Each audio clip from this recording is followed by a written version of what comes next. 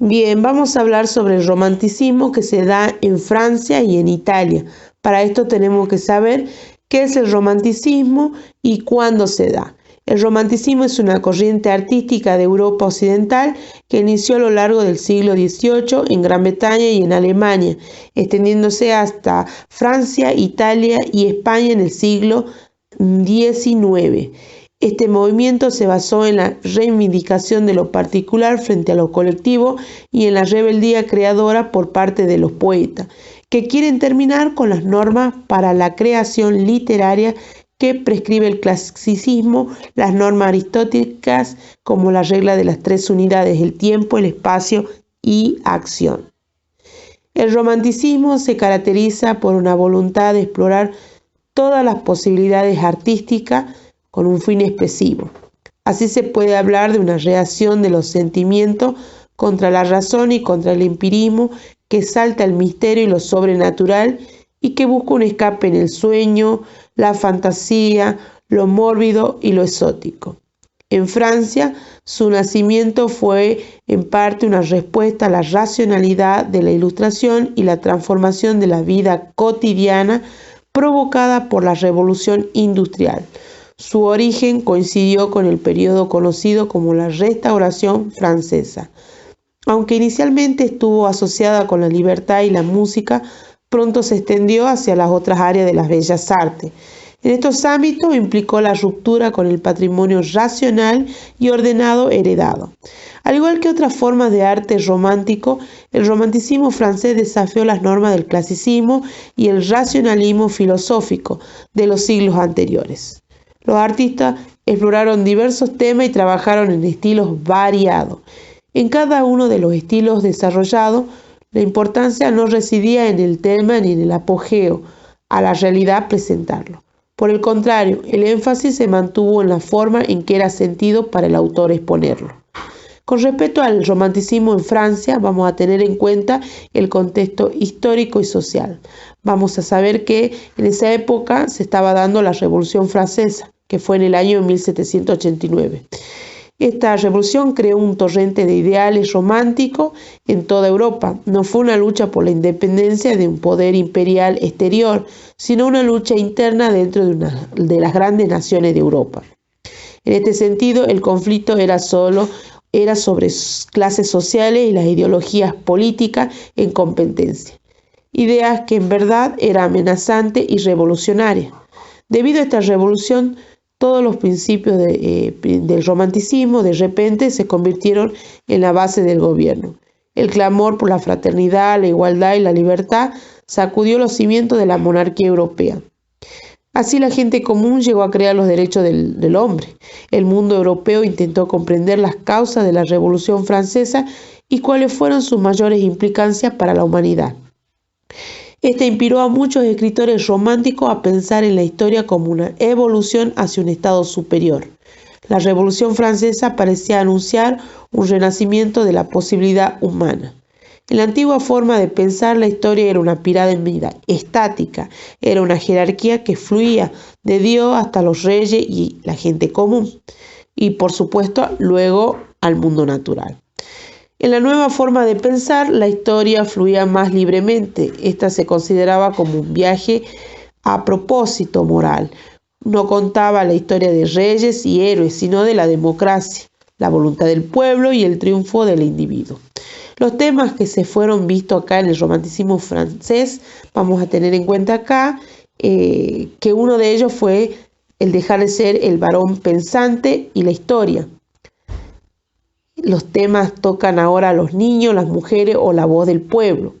Estos tres elementos no se toman en cuenta en la dinámica intelectual anterior. Vamos a ver también que se da la sensibilidad masculina, es decir, que la identidad masculina sufrió una transformación durante el periodo del romanticismo francés. El hombre deja de ser estoico y se torna un hombre sensible que llora, se estremece y es sensible a la situación que lo rodea.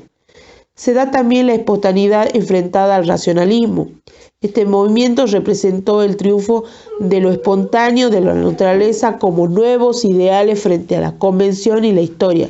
También supuso la recuperación de la tradición del mundo medieval y su arte, despreciado hasta entonces.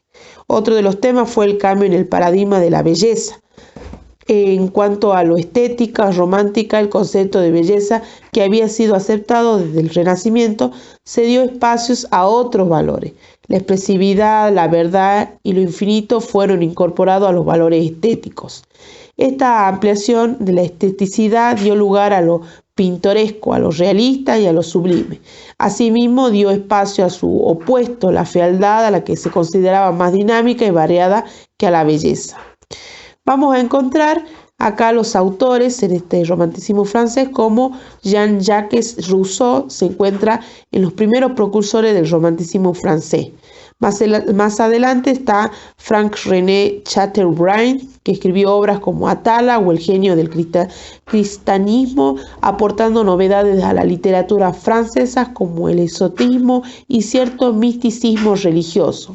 Un aporte de mayor importancia fue el de Madame Staël, obligada por Napoleón a vivir en Alemania y entusiasmada por la corriente romántica de aquel país, resumió su gusto por la literatura alemana en su obra de Allemagne, que se dio en 1810, que tendría una importante influencia posterior. El primer poeta francés puramente romántico fue Alphonse de Lamartine, que en sus meditaciones poéticas evidencia ya un estilo de enorme influencia alemana. Atacado por la crítica y por la academia, Francia vivió durante un tiempo una auténtica batalla entre el estilo clásico oficial y la nueva tendencia romántica. Víctor Hugo fue el siguiente autor de reivindicar el nuevo estilo ya en sus tempranas odas, que recibieron por primera vez una magnífica recepción crítica. El romanticismo ganó la batalla gracias al posicionamiento de muchos jóvenes autores, a veces gustosos del nuevo estilo, otras veces simplemente defensores de la independencia y la libertad de los artistas. Estos fueron como Saint-Beuve, Théophile Gautier y Alfred de Musset. A la luz de esas ideas románticas se desarrolló también la novela tanto de tipo histórico como de aventura y la novela social, que una de ellas fue el impulsor Víctor Hugo, con una de las novelas reconocidas como Los Miserables. Así termina lo que podemos ver el romanticismo francés. Ahora vamos a tener en cuenta el romanticismo en Italia. En el caso de Italia se presentan características tales como que se pervive un tono clasista que atenúa las novedades formales, el tema fundamental del sentimiento nacionalista y patriótica resta espacio a asuntos como el amor, la subjetividad, el paisaje, entre otros, ¿no? Aquí vamos a encontrar que el primer precursor del romanticismo italiano fue Ugo Foscolo. A pesar de mantener en buena medida las formas clásicas, sus versos dieron un nuevo impulso a la poesía de principios del siglo XIX. Es autor de la novela Últimas cartas de Jacobo Ortiz. Su protagonista, que recuerda a Walter Goethe, se suicida tras luchar inútilmente por su amada y por la libertad de su patria invadida. También escribió el largo poema de los sepulcros. Sin embargo, el auténtico programa estético del romanticismo italiano corrió a cargo de Alessandro Manzoni, representante de la tendencia más conservadora del movimiento. Sus poemas son una síntesis del cristianismo y del nuevo espíritu de su tiempo. Así lo muestran sus himnos sacras. También escribió poesía patriótica y teatro de tema histórico sin respeto a las reglas, como la tragedia Adelchi, que fue publicada en 1822. Su obra principal es la novela histórica Los novios, uno de los libros nacionales italianos, en la que narra las desventuras de una pareja perseguida por un noble encaprichado de la muchacha. Su ambientación es en el siglo XVII, bajo dominación española, era un claro símbolo de la opresión de Italia en época del autor. Otro de los autores que vamos a encontrar es Giacomo Leopardi. Es uno de los grandes poetas románticos europeos, un poeta italiano muy importante de la primera mitad del siglo XIX. Su cuerpo deforme y salud débil influyeron en su carácter sombrío y pesimista que se refleja en sus poemas. muy romántico en sus contenidos, aunque de forma clásica.